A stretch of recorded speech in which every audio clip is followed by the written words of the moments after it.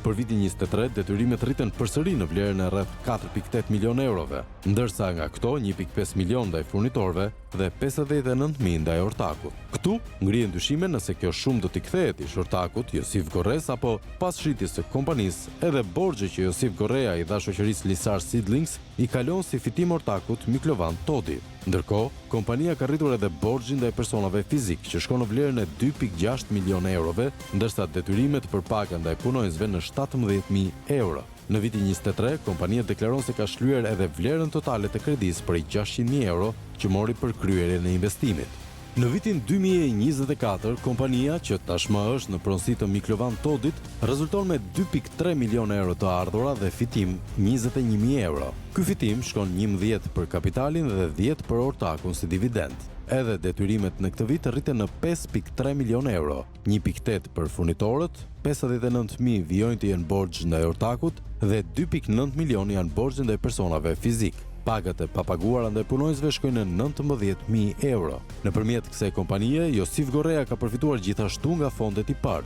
Sipas të dhënave të AZBR, Gorrea ka përfituar 60% të vlerës së investimit për ndërtimin e serës. Konkretisht, ndërtimi i serës prej 3.6 hektarësh ka kushtuar, sipas AZBR, 226.800 euro, ndërsa vlera e përfitimit është në masën e 88.000 eurove. Pas marrjes së parave nga IPARD, serën e Josif Gorres e vizitoi edhe Edi Rama, i shoqëruar nga ish kryebashkiaku Fredi Kokoneshi, i cili gjithashtu familjarisht përfitoi fonde nga IPARD nëpërmjet bashkëshortes.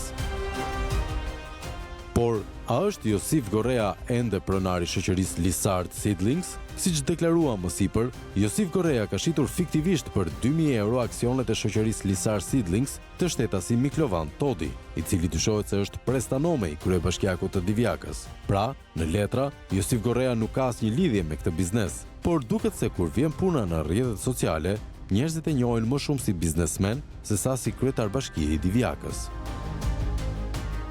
Kjo që shihni në ekran është një aktivitet i ambasadës së Japonisë, ku sipërmarrësi Rushdie Koni, i cili është pronari një fidanishtheje, e prezanton Josif Gorren si rival në biznes. Fotot dhe aktiviteti i përkasin datës 20 shkurt 2026. Madje këtë postime ka shpërndarë dhe vetë Josif Gorrea, ku i komenton se Rushdie Koni është një mik dhe konkurrent i fortë në biznes. Jo vetëm kaq, por Josifi është aq patriot sa me stafin e shoqërisë Lisar Seedling nuk lë pa festuar as festat e nëntorit, të cilat i promovon në rrjetet sociale.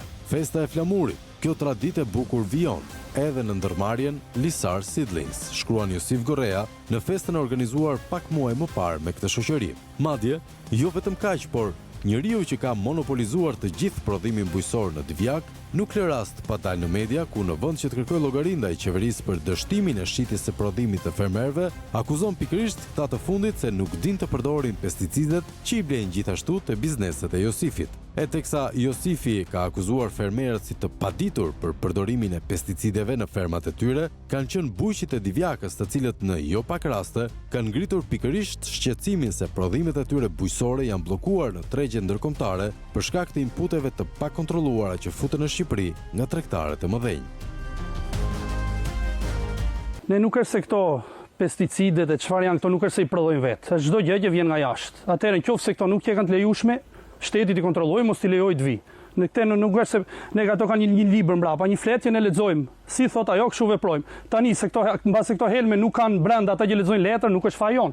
Sa i përket produkteve që ne përdorim për mbrojtjen e bimëve, që janë për të luftuar dëmtuesit dhe sëmundjet, është që të ketë një kontroll sa më të fortë sa i përket efektivitetit të këtyre preparateve që ne përdorim në funksion të mbrojtjes së bimëve.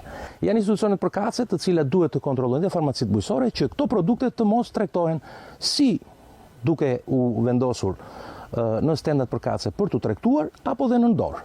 Është që aktualisht kanë 2 ditë pikat e grumbullimit kanë mbyllë qepenat, sepse kanë frikë që të marrin produktet tona, të rast specin. Sepse është bërë një problematik, mbasi me drejt po është bërë. Tani unë si fermer jam shumë i ndërgjegjshëm që i kam bërë spërkatje në kohën e duhur.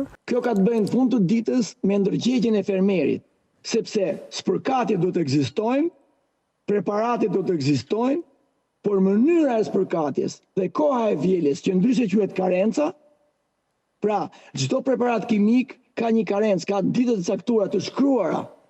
Dhe kur fermeri spërkat sot, duhet ta respektojë të karencë. Shumica e fermerëve deri më sot nuk e kanë respektuar atë. Ju treguam vetëm një nga kompanitë e Josif Gorres, e cila u përdor zyrtarisht nga ai deri në vitin 2023, kur vendosi ta shiste për vetëm 2.000 euro një kompani që gjeneronte çdo vit miliona euro të